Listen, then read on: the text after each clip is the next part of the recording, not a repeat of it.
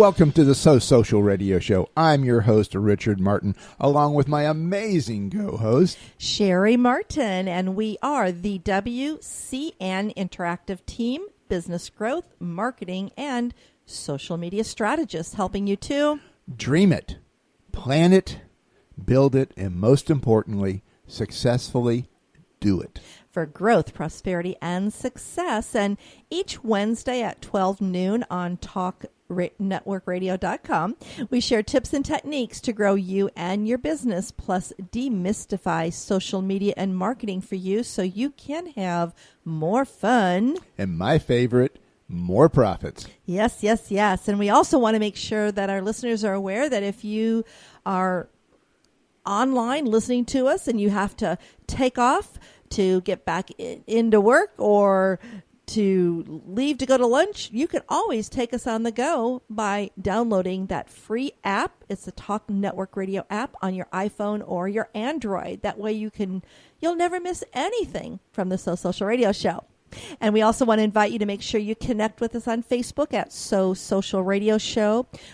Our guest is calling in today from the Orlando area. We do have a top pinned post on So Social Radio Show that if you have any questions at all, please go there, write them in the comments section underneath that top pinned post, and we'll make sure we get to those questions with our guest today. But before we get started, and I do our official introduction of someone we're welcoming back, a very good friend of ours, can't wait to introduce her to our new listeners. We want to definitely give a shout out to our sponsors. Absolutely so. They make all of this possible. I want to start out with Toastmasters, a world leader in communications and leadership development. Find out how you can improve your speaking and leadership skills. Visit toastmastersd84.org. Also, Constant Contact, an award-winning company empowering small businesses and nonprofits to grow and succeed through email marketing. You can be a marketer with one toolkit, one login, and also get a 60-day free trial so that you can actually experience how Constant Contact works before you pay any money. There's no contract, no credit card needed. Just go to bit.ly/WCN free CTCT and get started growing your marketing list. And again, that is bit.ly/WCN FREECTCT. EverythingBrevard.com, a Brevard County, Florida community website, keeping you up to date with everything that's happening in Brevard, and get your business listing on Everything Brevard also. And also Business Acceleration Summit. Shannon Gronich is the founder of the Business Acceleration Summit. She actually has created a conscious business partnership through engaging purposeful events, and she invites you to actually come and play with them at the next event, which is September 28, 29, and 30th this year, 2017, at the Hilton Rialto here in Melbourne, Florida. You can actually get all the information and see what amazing mentors and coaches she has at her events, and that is at businessaccelerationsummit.com. So Now we get to introduce our amazing guest, and she actually is a very good friend of ours, her and her husband, and also a partner on the So Social Radio Show with the Toastmasters District 84. So without further ado, I want to introduce to our listening audience today Nancy Hoehn, who is currently the District Director for Toastmasters International District 84. That encompasses the Central to North Florida area.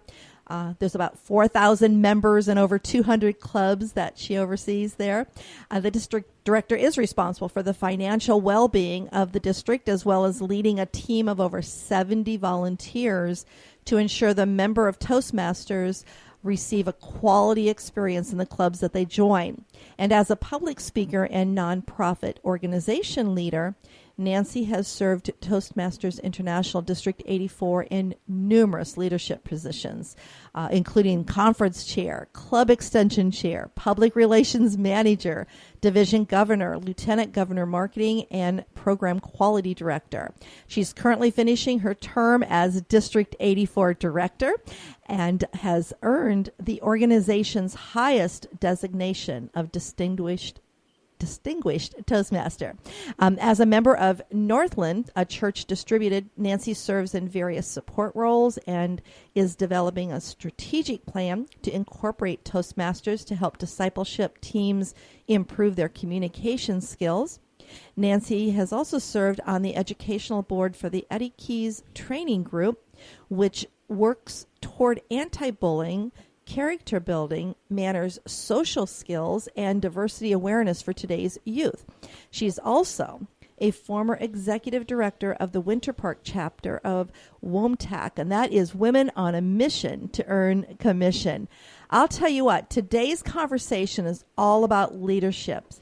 Who better to have as our special guest today than Nancy Hoehn herself, because she is definitely a shining example of being a phenomenal leader. So, Nancy, welcome and thank you for coming back. Oh, thank you so much. It's great to be here. And again, I always enjoy being on the show and, talking with you and Richard and really sharing some great information for all of your listeners. Well, I know we have all been busy. We've been wanting to have you on, a number of times the last few months, and you've been busy over there in the Orlando area, and especially with all the different functions that you have going on with Toastmasters. I don't think you and Scott are ever home. No, we've definitely been busy. Well, and I say that because I've realized, I think it was January was the last time we had you here with us. Oh, wow, yes. So it has been a while. It has been quite a while. Well, at least we're getting in right at the end of the year here. Yes. The Toastmaster year, that is. Yeah, when Nancy shared with us when we were getting ready for the show today that as of this Friday, right, is when you step down and the new district director takes over. So what's your next role going to be? It's called POT. It's a plain old Toastmaster. And I bet you're looking forward to it, right? Oh, yeah. Actually, I will be the immediate past district director. I still am a voting member of the district executive committee, but I won't have, a day-to-day role in the organization. I'll be serving as nominating committee chair and a couple of other functions, but much smaller role than the past few years. For a short while, anyway. I know you. Yeah, you can't keep out of the mix. We know that. No, when you're a Toastaholic, sometimes you just have to have a little bit every day. That brings up a good point. Why should our So Social radio show audience really care about Toastmasters in general? I'm sorry, could you say that again? Oh, yeah. Why should our So Social radio show audience care about Toastmasters or what the benefits are? Well, Toastmasters, of course, a lot of times I find out that it's probably the best-kept secret. A lot of people have never even heard of Toastmasters, and Toastmasters is actually an international organization. It's a world leader in communication and leadership development. There are about 345,000 members in about 142 countries, and members improve their speaking and leadership skills by attending over 1,590 clubs throughout the world. So it's a wonderful organization to get involved in, not only for leadership and communications, but because of the connections that you can make. And Toastmasters a few years ago rebranded themselves, and they changed their tagline to Toastmasters where leaders are made. And the reason that they did that is they realized that the world needs leaders. Leaders need to be trained and educated and formed. And leaders had families, coaches, teams. They run businesses. They mentor others. So they know that it's not just in the business world, but it's also in your personal life, your family life, maybe your church, that type of thing. So there's a lot of opportunities for people to be leaders, but there's not a lot of opportunities to really get that experience, and that's what Toastmasters really offers. Wow. I mean, you think of Toastmasters. I know myself when I first heard about it, and I know we've shared this with you before. I just thought it was a place that would go and learn how to be more comfortable with my public speaking. But over the years and getting to know you and Scott and others here in our area that are really active in Toastmasters, I'm just, amazed at how much more it actually adds to a person in all areas of business and life.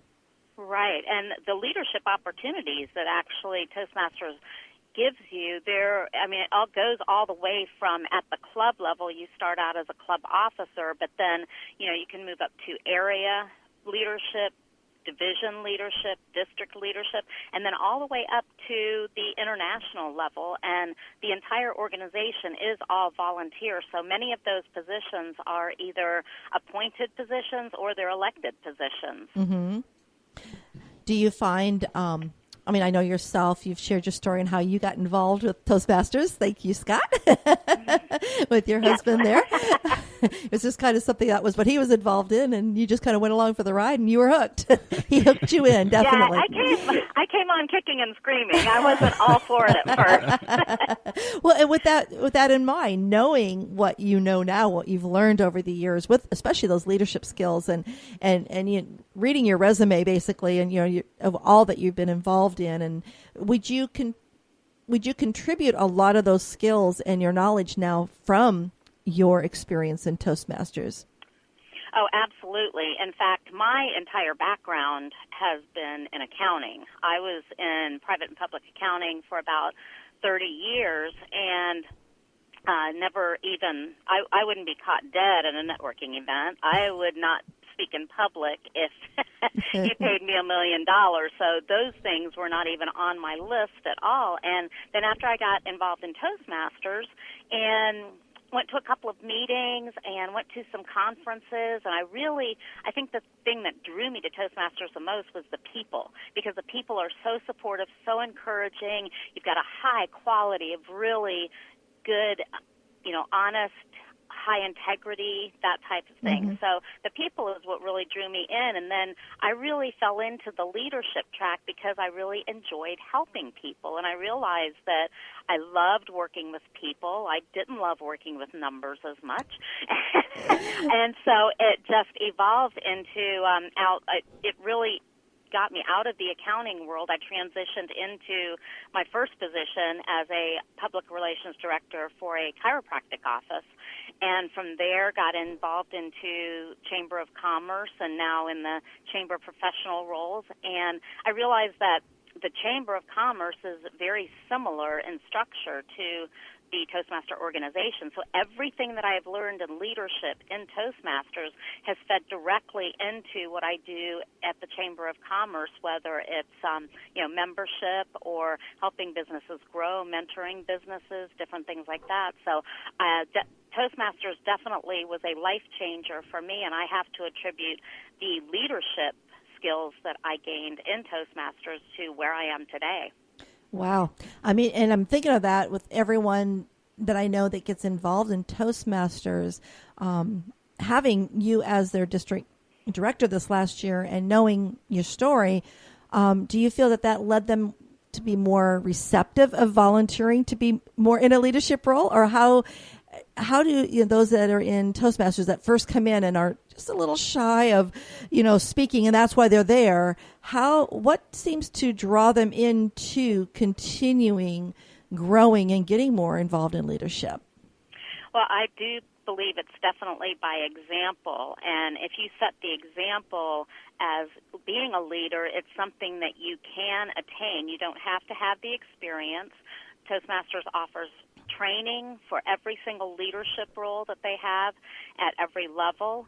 And I think once people see and hear that you were able to do it and see how much fun you have doing it and how enjoyable it is and how much passion you have for it, I definitely think that directly feeds into people being a little bit more willing to take that step, even though it's an uncomfortable step for them. Oh, most definitely. In fact, I put a quote out today on social media when I was promoting the show that it's a John Maxwell quote, and he says, "A leader is one who knows the way, goes the way, and shows the way." And that's exactly what you just said. Exactly. Yes, definitely. That's so important. And I feel that, you know, the people. I know one of the quotes of a very strong leader is about the business of business is the people.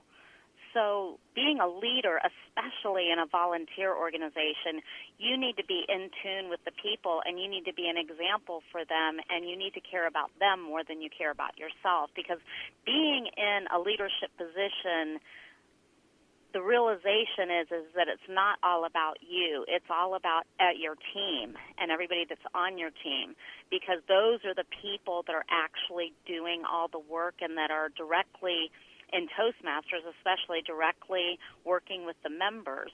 And so as long as you are supportive of them and you treat them with respect, then they're going to treat their clubs with respect as well. Oh, very much so. I mean, yeah, the giver's gain philosophy that goes around there. Well, with all this on communications, how does Toastmasters interrelate with the various social media channels? Is there any crossover in standing out from just speaking and standing out on social media? Well, actually, our district does have a Facebook page. We do interact on social media a lot. And one of the things, being a leader, that I had to actually deal with last year is you have to be very different on social media when you are a leader. During the elections last year, I had a few of my division area directors, some of my trio members that were very vocal about some of the things that were happening in the elections. And I contacted them directly and just basically told them that, you know, you're a leader and a lot of people are looking toward you, and it's okay to give your opinion when you're a leader. You can state your opinion, but don't bash other people because they have a different opinion than you. So when you are a leader and you're interacting on social media, you have to be so careful about, you know, political and religion and, you know, different subjects. And when you know, before you make that post, think about what you're going to say and think about how that's going to be perceived by everyone out there, not just a few people, but everyone, because you never know who's watching you on social media. So Toastmasters does interact on social media, but it does need to be very, very careful and kind of monitored. Mm-hmm. Yeah, I mean that applies for all businesses that are professionals that are using social media. Exactly. Because we need to be genuine, we need to be ourselves, but we also need to be respectful. And I know Brian Tracy. There's a quote out there from him that says, remember how it goes. It says the 3 C's of leadership are consideration, caring, and courtesy. And so, you know, you have to learn how to be polite to everyone and be respectful to everyone. And exactly. that is really, to me, a very true sign of being a leader, when you can be respectful and not be argumentative. It's like, I read so much on leadership. I went through my John Maxwell certification to be a certified leader in speaking and as well as training and coaching. And I just learned so much about how important it is to really be an influencer, be the person that wants to learn from you and not try to, and never put yourself on that pedestal, but kind of, as you said, come in with the team. And I think some of my readings, I remember reading once about, think of an orchestra conductor. They have their back to the audience, but they're facing their musicians. They're leading their musicians by facing them, not by having them be behind them. So that's that's what I picture as a true leader. Absolutely. That's a perfect analogy, too, because you do have to really be in the trenches with your team and not be, like you said, on that pedestal, because that's not where you're going to get buy-in. That's not where you're going to get people that are enjoying what they do. You have to be willing to jump in and help at whatever level that you are needed. And it's all, leadership is all about continuous learning and adaptability and always being able to reinvent yourself. So no matter what team you're in front of, you have to learn that team dynamic. You have to learn how those people work. You have to learn what motivates them. So each team may not, throughout my years of Toastmasters, each team that I had was completely different from, the other. And so I had to learn about that team, take the time to learn about the team first, and then adapt myself so that I can communicate with that team and be effective with them, because not every team is going to work exactly the same. Right. Each team has different needs. Exactly. Most definitely. And getting them to be a team player, the leader has to be a team player, I would assume. That's just what I've experienced. Yeah, that's a lot of what I was referring to when I was talking about leadership there just a minute ago. It's just being exposed to it, and you incrementally pick it all up. But, great leadership, from the individual all the way up to wherever the top level of Toastmasters is on that. So it's as much about leadership in my mind as it is about professionally speaking. And what type of, guess you could say, experience does one need to even be considered a leader? Well, in Toastmasters, the wonderful thing is that you really don't have to have experience, because you have mentors and you have training that is provided by Toastmasters International at all levels. So there is club officer training when you're a club officer, and there are also mentors in the club that have done the role before, and they can always guide you. And then as you move up in through the district roles and up to international level, they still provide training as far as the training that I've had as a trio member, going to world headquarters, and some of the training that they give you as a district leader deals with conflict resolution. There was working with different personalities, learning how to know what somebody's personality is and then how to effectively work with them, which goes back to learning how your team works or an individual on your team works. And then they also teach you how to develop a budget, work with a budget, how to prepare budgetary restrictions, and they teach you how to do team building. And the one thing that was always the most effective when you're in a group of leaders from all over the world, so many, many different countries, were the brainstorming sessions that we got to have with the other leaders that were in our specific roles. And you realize that even though these people are all the way across the other side of the world, they're experiencing some of the same problems that you are. And it's great to hear how they, in a different country or a different culture, relate to those things. So those are always the most powerful training sessions, I thought, that you can experience, because you're really hearing from people all over the world. Oh, for sure. To me, being open to consistent learning, especially from others that you respect or that are influences in your organization, like, wow, get that word out here. But learning from others that you really highly look up to and such, and realize that, you're learning from them, but they're also going to learn from you, because like you say, you're all in those leadership roles and you're sharing solutions, because that's what a good leader does, is focuses on the solutions, especially if you are having a challenge, and not focus on that challenge, but focus on how we can get and make things better. But again, and understanding that there are other people out there that have experienced that, and then being open to hearing that.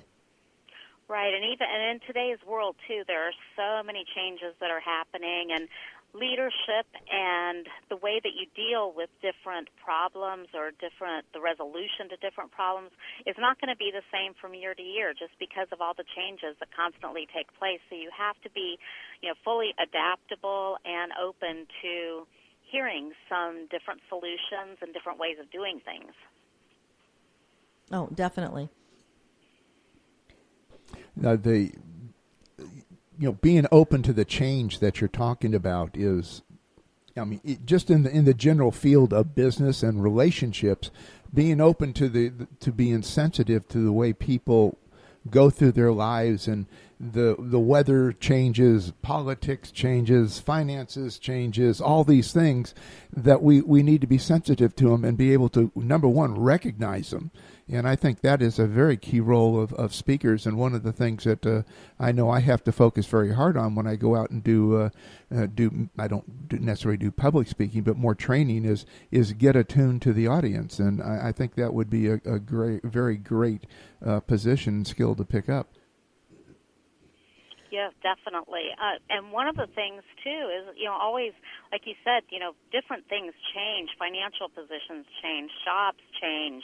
You have life events. And so in an organization where you're a leader and you're leading volunteers, one of the things that you do have to be very considerate of is when people are going through challenges in their personal life, and knowing that the team can come together and be able to fill in that gap for the time being while that person may need to focus on something, but being open enough and empathetic enough to see that there's a problem, because a lot of times people aren't comfortable with just coming out and telling, that there might be a problem or anything. So if you are a leader that really is in tune with your people, you're going to see that someone may have a problem because they're not responding to your emails, or they're not responding to your phone calls, or, there's been kind of a change in their personality or something. So at that point that you probably need to approach them and ask them if everything's okay or if they need help. Mm-hmm. And that, again, is kind of a twofold, being a good leader, noticing those things, picking up on it, and then on the other side of the leader, being open to taking assistance, saying yes, receiving, I should say, help, so that they can get through whatever they may be going through. Right, and leaders do need to definitely, yes, recognize that that's not a weakness when you ask for help. Mm-hmm. That's being proactive and asking your team to kind of help you when you're, in a down situation.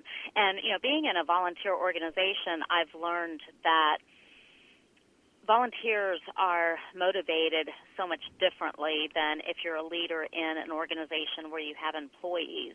And I think this has been probably the most important thing that I've learned through being a leader in Toastmasters and having to lead volunteers, is that, and this can feed into an organization where you do have paid employees too, is that you really have to be in tune with your people. You have to treat them with respect and include them, make sure that they know that they're part of the team, that they have the buy-in for it, whatever it is that your vision is, feeling a part of the solution, mm-hmm. and empowering their creativity, but also recognition and having fun, I think, is so important, not only just in a volunteer organization, but in a, paid employee organization too, because people love to be recognized and know that they're going to doing a good job.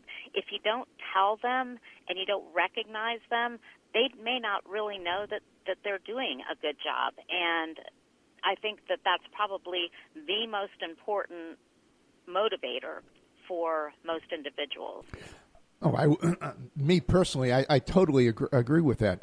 Everybody likes that pat on the back, the attaboy, attagirl type of acknowledgement, all the way on up to being brought up, or in a business meeting, just like the business meetings that Toastmasters has. Everybody likes to look up there and say, "Hey, you're doing great on that," or just you're doing great, but have you considered just tweaking something right here on that? I love that philosophy. Thank you. And I was thinking, when you mentioned that, because that was one of a question that I had is, here you are, in the Toastmasters arena, you're a leader of volunteers, and those volunteers are basically, they're not getting paid to be there. You're not getting paid to motivate them, but you have to really definitely work as a team. And I can see where the recognition and just the communication with them, so that they are understanding of how thankful and appreciative that you are of them, because I've been involved in organizations where the volunteers are not treated very nice, and they're expected to do things, but you look back, but they never. They don't even get a thank you, and so that tends to, I guess you could say, literally suck the energy out of that volunteer team, where then they have no desire to continue doing any volunteer work. So I can see where it's probably more of a challenge to be a leader to volunteers than it is to actually be a leader of a corporation where you have paid employees. What do you think? I mean, is there a difference really, or? Oh, absolutely, because of the fact that volunteers typically will have other jobs or other responsibilities. Mm-hmm. So volunteering can be very stressful, actually, because I think you are pushing yourself a little bit more to do something that you're passionate about, that you feel that you love to do, and so you volunteer to help. But it still can be a stressor in your life, and that's why I think that in an organization, you definitely need to have recognition, and plus you also have to have fun. You have to lighten the load. You have to, and do things outside of just the normal. So if you typically meet, once a month, and you have your volunteer meeting, and you go through, whatever you need to talk about, but schedule things, fun things, social things, going out and getting pizza together, or going to play miniature golf together, just things that get you out of the normal meeting atmosphere, so that you can all just relax and have fun together and build that camaraderie in a team.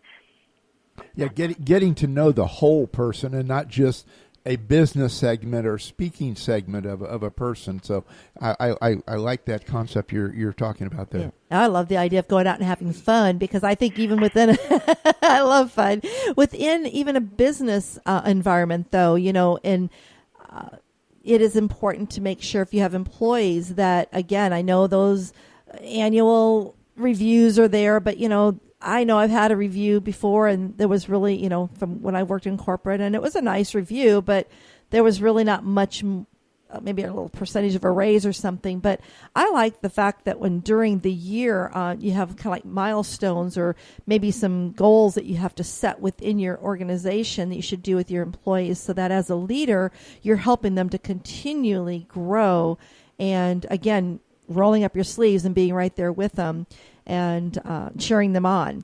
And I would see that, I can see that would really make for a really pleasurable place to work in. Well, and if you look at, most of the best organizations to work for, or best places to work, most of the time you will see how the leaders really go into the organization, and they communicate and they engage with all of the employees. In fact, I read a very interesting article the other day about Elon Musk, who is, the founder of Tesla and, many other organizations. But then he was actually faced with very high accident occurrences in the workplace, and he didn't know why this was happening, and he felt horrible because people were getting hurt, and he didn't know why. So he literally, every single person that was injured in any way, he met with them one-on-one,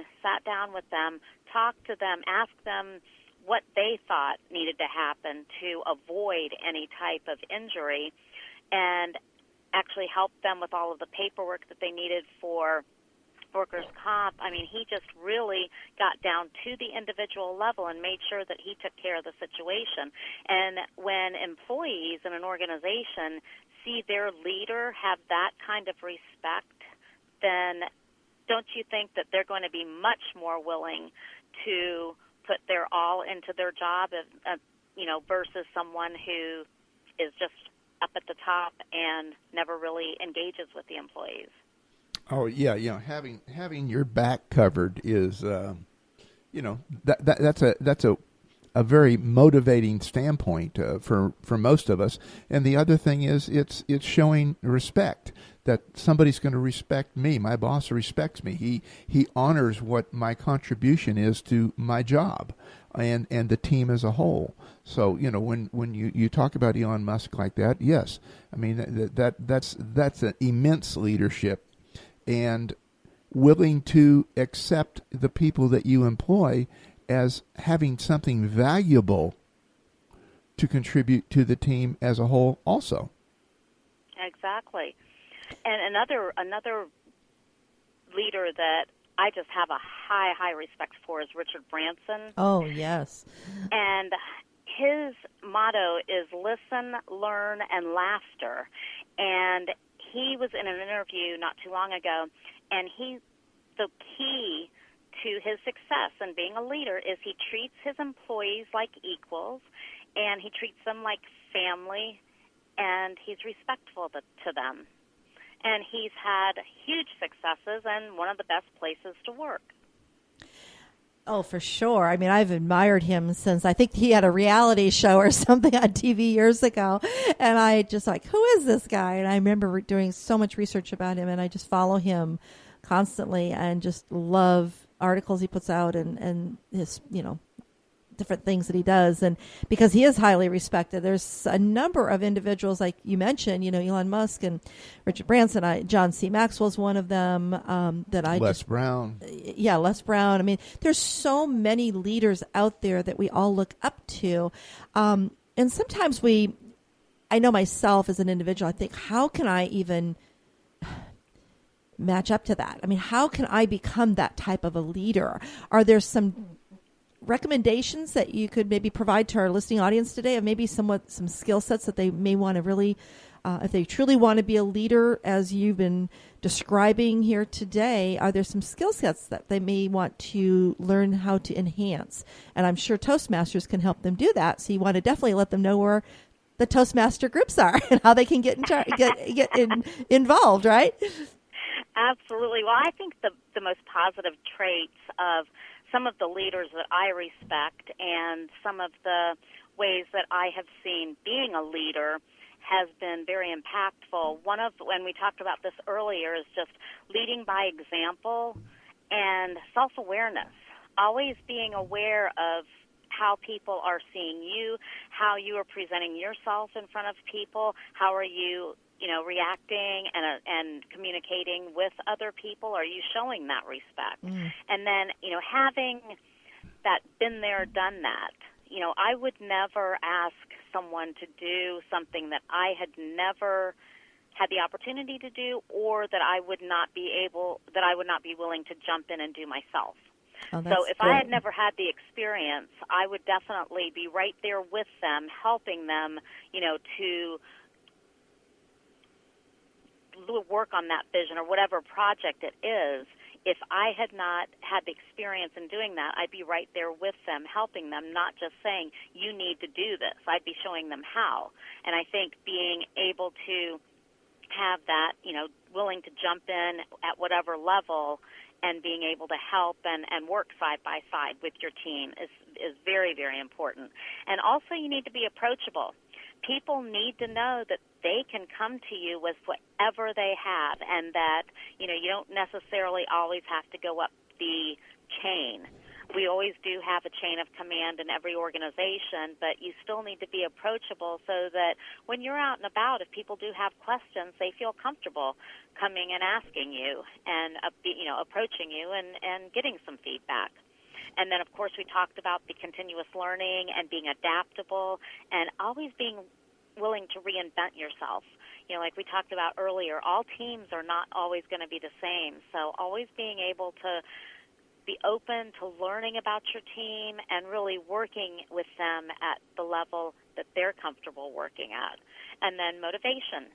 Always, always, always be a motivator for your team and recognize them in every way that you possibly can, because that's going to be what's going to engage them and keep the energy level up and keep them engaged in whatever project or vision you're trying to accomplish.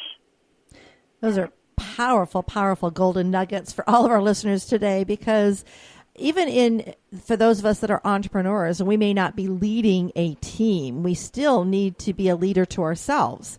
So every one of those skill sets that you just mentioned are things that we should work on, because hopefully as we grow our business, we'll grow a team and we'll be more confident then to be able to lead that team to take our business to that next level. Well, even throw in the fact that, being in business somewhere, you either have clients or customers. That's true. And you need to be a leader for your clients or customers, and you want to be that go-to person. So when they feel a question or they have a need coming up in their business in an area that you are professional at, you want to be the one. You want to be the one they call. Mm-hmm. You don't want them to think about it. Go ahead, Nancy.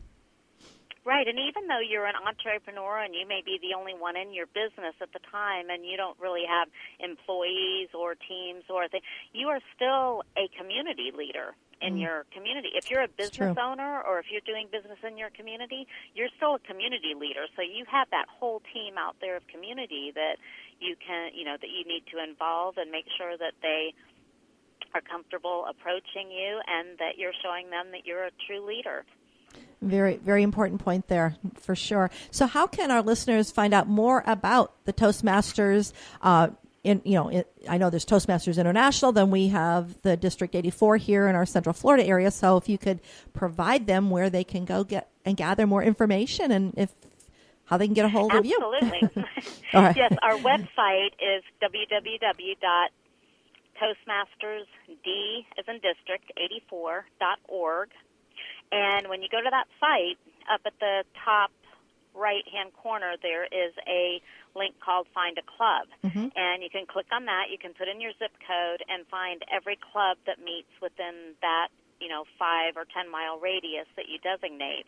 And I always encourage everyone to, try at least 3 clubs, check out 3 clubs, because you'll find the one that has a personality and, where you really click, that has the same goals and things like that you're looking for. And also, anybody that you might know that's a Toastmaster, just, visit their club, go with them. And, we have over 100 clubs just in the Central Florida area. So there's lots of opportunities out there. Wow. And when you go to toastmastersd84.org, right underneath on that right-hand side of the navigation where it says Find a Club, there is an awesome picture of Nancy having fun with her team. Well, yes. And this year our theme was Running for the Roses.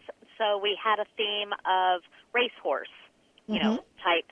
And we, all of our DEC meetings, our district executive committee meetings and everything were geared around horse racing, and we use that as our motivation, and we set different goals based on, the different levels of horse racing, whether it's the Kentucky Derby, the Belmont Stakes, the Preakness, things like that. Mm-hmm. And each of our division directors actually had a stick pony, and we rewarded the stick ponies, and we just had a really good time with it. We did team building things with the stick ponies. So that's, again, incorporating some fun into all of the work that you do really makes the work worth it. Well, I'm thinking of your profile picture on social media with you and Scott. That's another fun event that you did with the masquerade or something too. Yes. So I love it. Yes, that was at one of our conferences. So of course our conferences are always themed on the Friday night, and we always have. That was the weekend with. It was our black and white conference, and it was a weekend with Truman Capote. Oh wow. Fun. So, definitely. Yeah. Now, on the District 84 website, under Find a Club, if they're not in the Central Florida area or Northern Florida area, can they still find clubs outside the area, or do they need to go to Toastmasters? No, that actually links to the Toastmasters International site, cool. So that will find a club in any zip code anywhere. And if there is not one in their area, what do you recommend? Oh, they can start a club. I knew that was coming. That was a perfect baited question. I knew that was coming. Yes. There's always a way to get involved. And if I understand right, if you're a member of Toastmasters and you're traveling, are you able to stop in and visit other groups along the way? Yes, that's one of the many, many benefits of Toastmasters is the networking opportunity and the concierge opportunity, because once you're a member of any club, you can go visit any club anywhere. So even if you're wanting to get into an organization, say Wells Fargo, to do some business, and most Wells Fargo corporate locations have a sponsored Toastmaster club. And you can go, you can call them up, and even though you can't join their club, you can visit their club. So it's a great way to make connections within, you know, you kind of have to, you get past the gatekeeper, and you make that warm connection with an organization. And then the other opportunity is when you're traveling, you can visit a Toastmaster club in the location you're traveling. Again, find it the same way by going to find a club and putting in the zip code.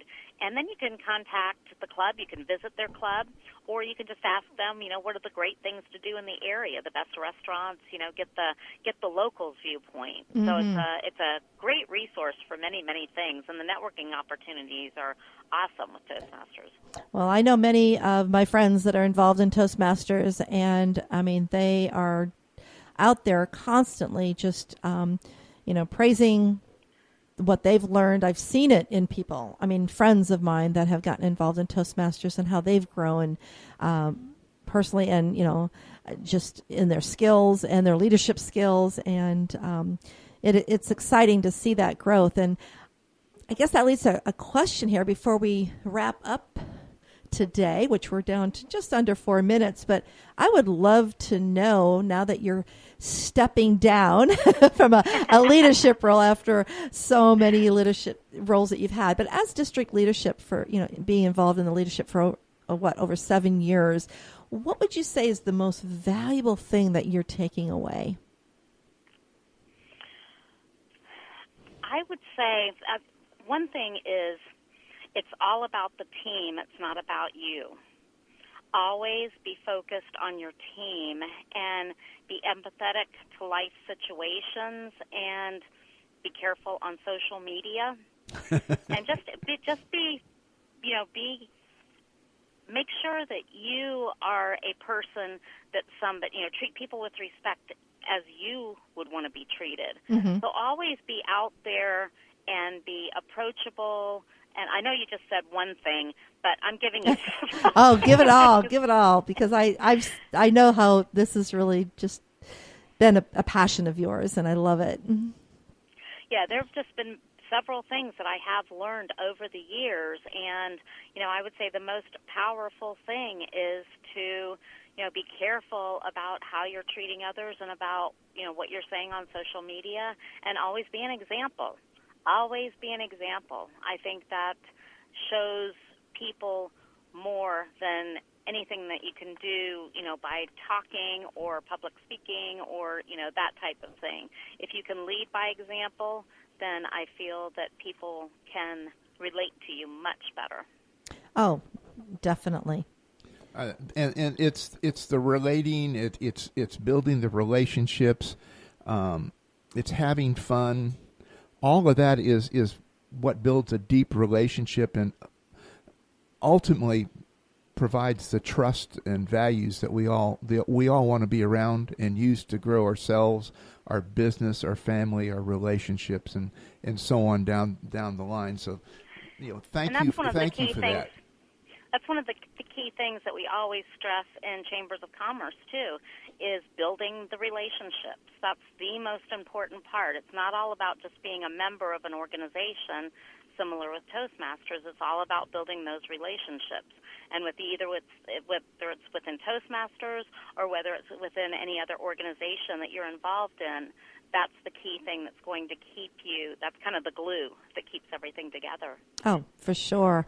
And again, I'm going to kind of end today just first of all thanking you, Nancy, for joining us today and sharing, what lessons you've learned through the organizations you've been involved in with your leadership skills. And we definitely need to get over to Orlando and see you and Scott and go out and have that margarita. Celebrate, yes. Definitely celebrate, because You inspire me, and I know you inspire many, many others. And something that I know that I've learned through the years about leadership is that, and I'm going to leave our audience with this today, is become the kind of leader that people would follow voluntarily, even if you had no title or position. And I believe that is exactly what Nancy described today, and that is a Brian Tracy quote. So thank you for being that model. Thank you. And I want to close, too, with I gave my leaders thank you cards at our conference. We have 2 seconds. In the card, it said, the success of a journey is not about the number of miles, but about the friends that are made along the way. Wow. Awesome. Thank you. Everyone, We're out of time. Make it a great social week, everyone, and a happy 4th of July weekend. Bye-bye.